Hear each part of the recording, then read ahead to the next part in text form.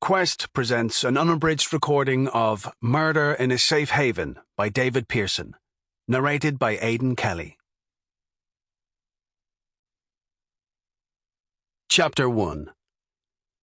It was later than usual in the year when Detective Superintendent Mick Hays got his boat back in the water. The weather had been foul, with winter holding its grip on the west of Ireland right into May. Heavy grey clouds had hung over the county persistently through the normally bright month of April, and rainfall had been almost double the average for the time of year. But in the last week, summer had arrived in earnest, and Hays wasted no time in getting his beloved yacht ready for use.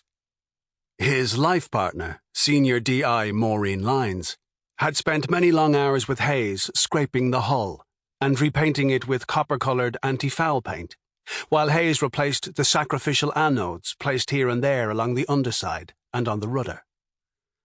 Lyons had also cleaned the interior of the vessel comprehensively, polishing the dark oak and brass fittings, and laundering the seat covers, so that by the time the sloop went back in its natural habitat, it was looking resplendent. Lyons didn't enjoy sailing. She was inclined to seasickness, which made excursions out across Galway Bay a misery for both of them. So Hays had rigged the sloop by bringing all the controls back into the cockpit, allowing him to sail single-handedly when the weather was fair. In stiffer winds he brought crew with him, usually one or two, to man the foredeck and help generally navigate against the weather and the tide. On this occasion, he set off from the sailing club at Oranmore with the main sail set, and the massive Genoa foresails scooping as much of the light wind as possible to bring Natalie up to almost 4 knots. Natalie wouldn't have been his first choice, but it was considered bad luck to change the name of a yacht, so he left it alone.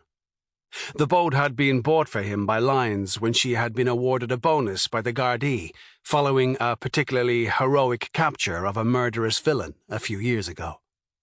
For the first excursion of the season, Hays decided on a very gentle outing to refamiliarize himself with all the controls and test the equipment that had lain dormant over the winter, such as the compasses, the GPS, the radio, and depth finder.